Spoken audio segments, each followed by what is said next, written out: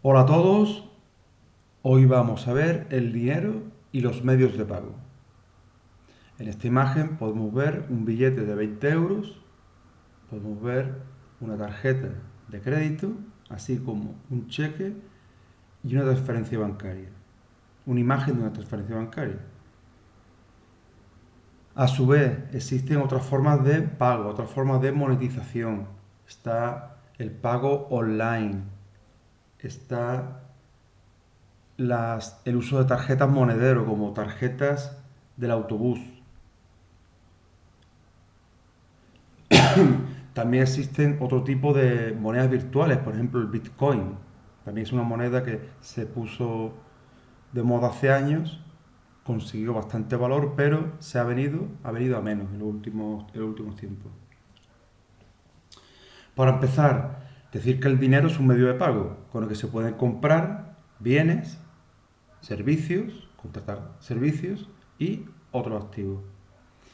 A lo largo de la historia se utilizaron mercancías como conchas marinas, como ámbar, especias, sal, como forma para adquirir bienes o servicios, bienes o pagar servicios.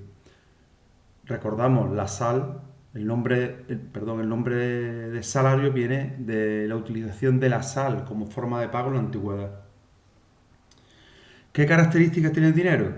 Es duradero, sirve a lo largo de un periodo de tiempo grande. Es transportable, lo podemos llevar con nosotros.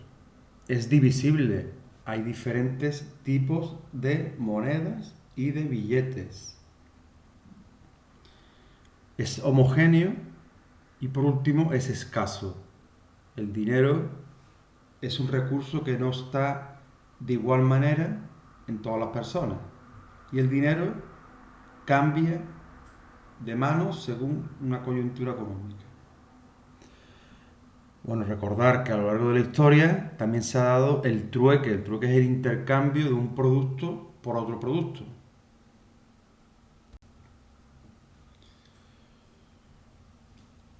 El dinero, una característica que tiene es que es unidad de cuenta. ¿Y por qué decimos esto? Porque el valor de cualquier mercancía se puede expresar en dinero.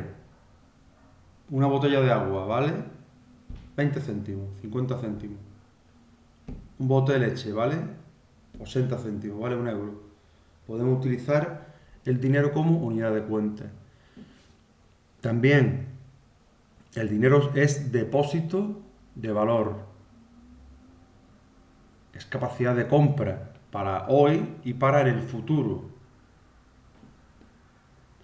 Pero en el caso de que los precios se eleven, el dinero, por tanto, deja de ser un buen depósito de valor, porque perdería capacidad de compra. Por tanto, el objetivo de los bancos centrales, en el caso de Europa, es el Banco Central Europeo, el BCE. El objetivo de los bancos centrales es que el dinero no pierda valor y, por tanto, evitar que los precios suban demasiado. De ahí vienen los cambios de política, una política más de tipos de interés reducidos o de tipos de interés un poco más altos. Eso es lo que marca el precio del dinero. Eso ya lo veremos en otro capítulo. De esta imagen me gustaría recordar, relacionando esto con la historia, es como en 1923 en Alemania, recordamos que Alemania pierde la primera, bueno, sale derrotada en la Primera Guerra Mundial. Se le imponen unas indemnizaciones de guerra de una cuantía enorme, de, de 132 mil millones de euros, millones de marcos, que era la moneda que había antes. Era una cifra prácticamente impagable. ¿A quién le debía el dinero? Gran parte, la mitad, el 50% a Francia, el 25% a Gran Bretaña y el 10% a Italia. Para hacer frente a esta deuda, Alemania, ¿qué hace? Dos cosas. Por un lado, pide préstamos a banqueros estadounidenses, banqueros de Estados Unidos, que fue el país que salió reforzado de esa Primera Guerra Mundial. Y en segundo lugar, ¿qué hace Alemania? ¿Qué hace el Banco Alemán, Banco Central Alemán? Emitir muchos billetes, sacar muchos billetes. ¿Para qué? Para intentar así pagar la deuda. Hay un momento, hay un jalón histórico que es debido a que Alemania tenía muchas dificultades para pagarle a Francia esas indemnizaciones de guerra.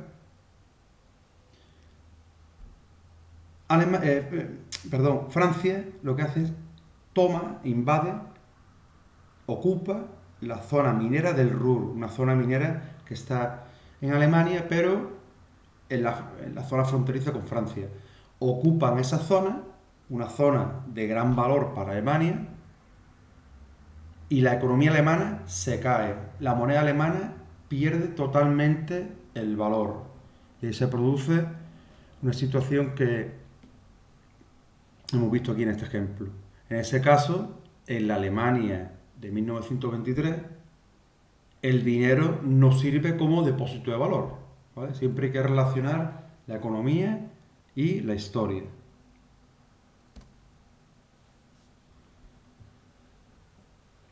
Este apartado, vamos a ver la evolución del dinero.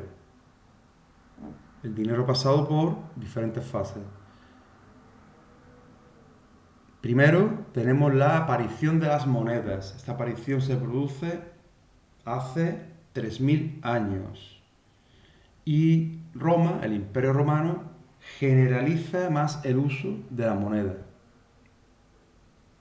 Decir también que todas las formas de dinero, metálico, en papel, el bancario, el fiduciario, todas esas formas de dinero que vamos a ver conviven en el tiempo ahora en la actualidad. Empezamos. Dinero metálico. Pues son monedas fabricadas en oro, en plata, en bronce o en cobre. O también con mezcla o aleación de ellas. El segundo sería el dinero en papel, que es el que se usa con bastante frecuencia, más que las monedas.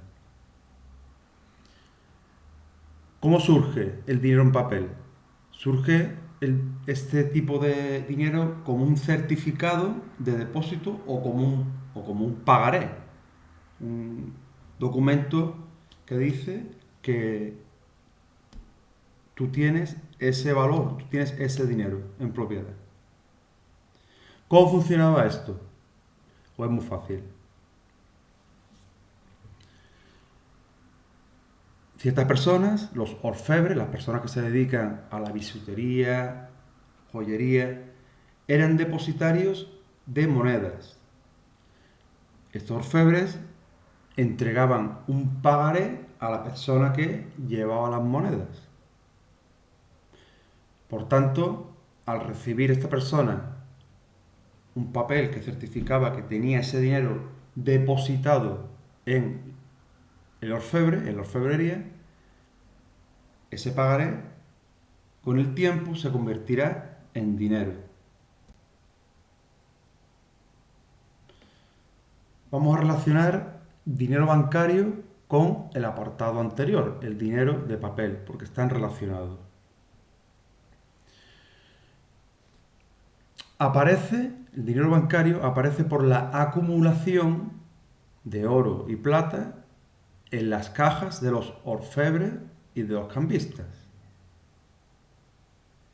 Como nadie o casi nadie reclamaba convertir el pagaré en oro o plata, pues los orfebres empiezan a prestar parte de esos metales que tenían depósitos de ciertas personas, pues empiezan a prestarlos. Por lo tanto, generan nuevos pagarés. De esta forma, los cambistas pasan a ser banqueros, se convierten en banqueros.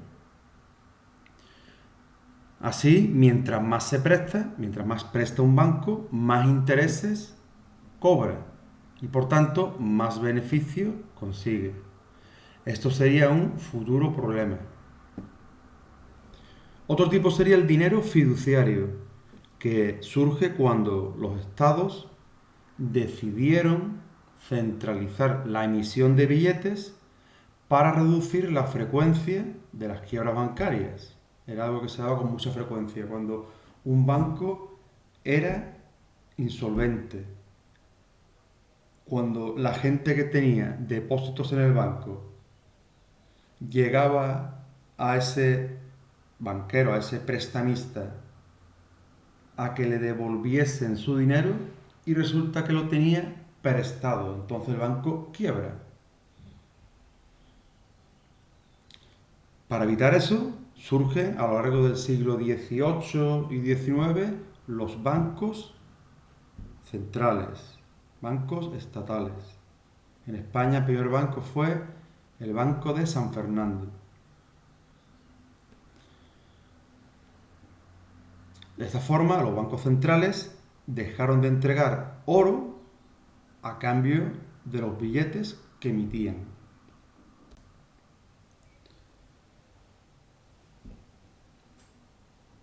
Aquí vamos a ver el dinero como activo financiero. ¿Qué es un activo? Un activo es todo bien o todo derecho con valor monetario que tiene una empresa o tiene una familia. Por ejemplo, una empresa tiene una propiedad de una parcela, de una nave, que está valorada en 100.000 euros y tiene una cuenta bancaria de la empresa que tiene 1.000.000 de euros, por ejemplo. Esa empresa tiene esos activos. Tiene tanto ese dinero de la empresa en una cuenta bancaria como también tiene esa vivienda, que también es un activo. O una familia que tenga una vivienda o tenga dos viviendas, tenga también una cuenta bancaria con una cierta cantidad de dinero, esos serían los activos. ¿Cuáles son las características? Rentabilidad, riesgo y liquidez. ¿Vale? Rentabilidad, riesgo y liquidez. La rentabilidad es lo que se gana en el futuro en relación con lo que ha costado algo. También esta rentabilidad puede ser nula o negativa, puede ser positiva. Nula, quiere decir cero, o negativa. ¿Qué es el riesgo? Es el grado de variación que puede tener la rentabilidad. ¿Y qué es la liquidez? Es la capacidad de un activo de convertirse rápidamente en otro activo. Por ejemplo, una acción de una empresa en bolsa. Pues esto sería un activo muy líquido. ¿Por qué? Porque se puede convertir, se puede vender de forma rápida y se puede convertir en dinero rápidamente, a golpe de clic. Una vivienda, pues no es un activo muy líquido. Se necesita tasarla y encontrar a un comprador. Por tanto, si tú tienes una vivienda y quieres venderla, desde el momento que quieres venderla hasta que realmente consigues el dinero pueden pasar semanas, meses o incluso años. Entonces no es un activo muy líquido. Para calcular la rentabilidad, pues es una regla simple. La rentabilidad sería dividir la ganancia entre el desembolso que se ha hecho y se multiplica por 100. Como ejemplo, calculamos la rentabilidad de una letra del tesoro que se compra por 980 euros y se amortiza por 1.000 en un año. Quiere decir que se vende por 1.000 en un año. La ganancia de esta forma son 20 euros. ¿Cómo se calcula la rentabilidad entonces? Pues la rentabilidad sería los 20 euros de la ganancia, dividido entre el desembolso, quiere decir la compra que se hizo de la letra del tesoro, los 980 euros, por 100, y esto daría 2,04% de rentabilidad. Para un periodo de amortización superior a un año se emplea otra forma de hacerlo, que sería la rentabilidad capital final menos capital inicial partido capital inicial. Esto se hace de esta forma para tener en cuenta que hay más tiempo. Es diferente.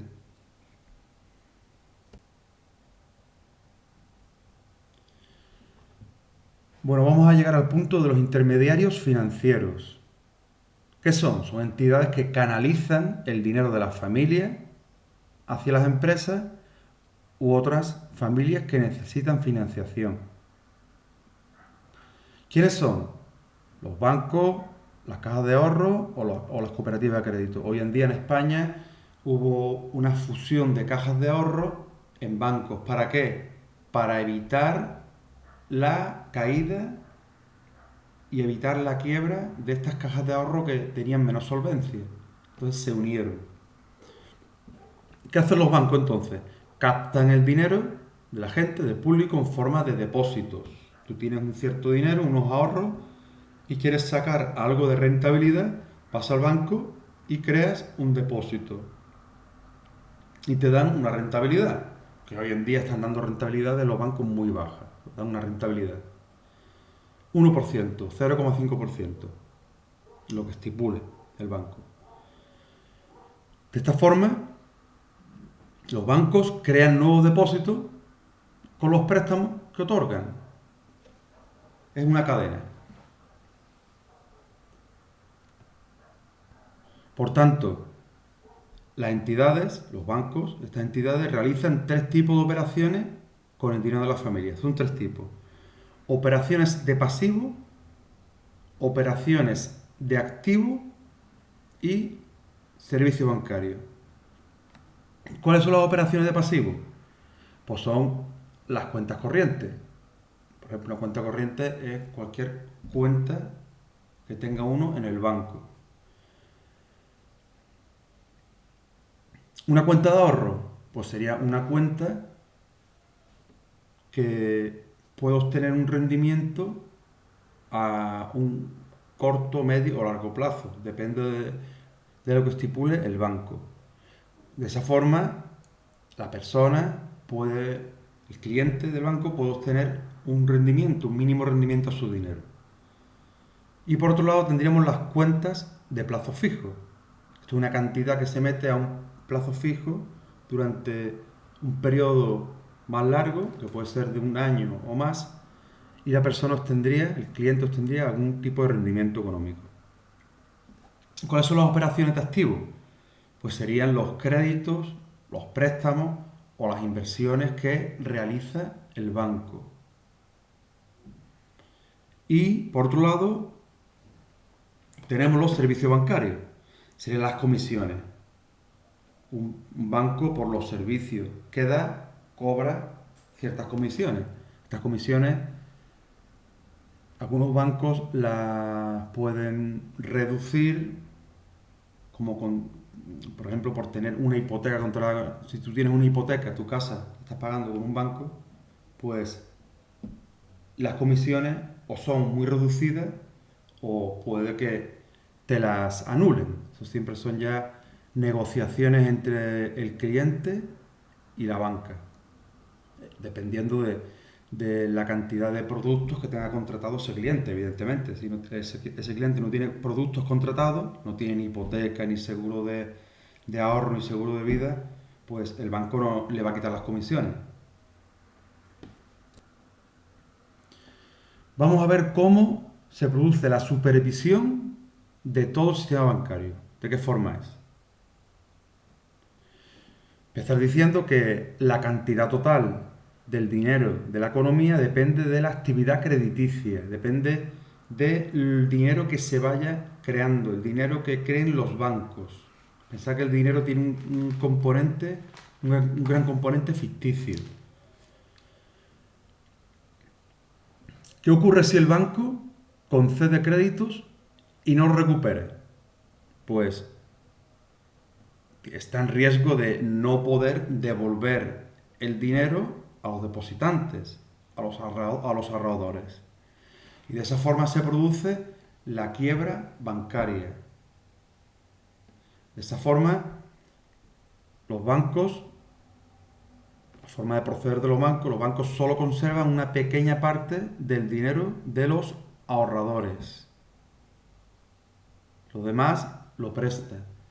En un caso en el que todos los ahorradores, toda la gente, vaya al banco a retirar su dinero, el banco entra en quiebra porque tiene el dinero prestado. Entra en quiebra. Entonces la cadena sería esta forma. Empezamos de nuevo. ¿Qué ocurre si el banco concede crédito y no lo recupera? Porque está en riesgo de no poder devolver el dinero a los depositantes, a los ahorradores. Los bancos, como antes he mencionado, solo conservan una pequeña parte del dinero de sus ahorradores. El resto de los fondos se invierten. Este es un problema que puede producir quiebra bancaria, como antes he comentado, si toda la gente va al banco a pedir su dinero de vuelta. Se puede producir de esta forma un pánico bancario. Un pánico bancario, porque si el banco A tiene dinero prestado en el banco B y resulta de que al banco A ha llegado casi todos los clientes a reclamar su dinero, ese banco se queda descapitalizado, se queda sin dinero. Y ese banco ha sido el que ha dado un préstamo a otro banco o a una empresa. Esto ya es una cadena que crea el pánico bancario y lo que se produce como el efecto contagio. De esta forma, el sistema puede quebrar en su conjunto. Si ocurre esto, ¿qué pasaría? Que aquí abajo, en la parte de abajo, no valdría ningún sistema de pago. Ni cheques, ni tarjetas de crédito, ni tampoco las transferencias bancarias. ¿Qué más? Las familias se empobrecerían y bajaría el consumo. Por otro, muchas empresas no encontrarían financiación, se reducirían sus ventas, porque la gente tiene menos dinero, y en muchos casos se verían obligadas a cerrar. Entonces, para que funcione todo el sistema financiero, hay unos instrumentos de garantía de la actividad bancaria. Esto se hace para evitar la cadena de desastres que antes hemos comentado. En España, la actividad bancaria está estrechamente regulada, está muy regulada. Y existen varios mecanismos para evitar este efecto contagio de un banco a otro. ¿Cuáles son los mecanismos? Pues tenemos un fondo de garantía de depósitos.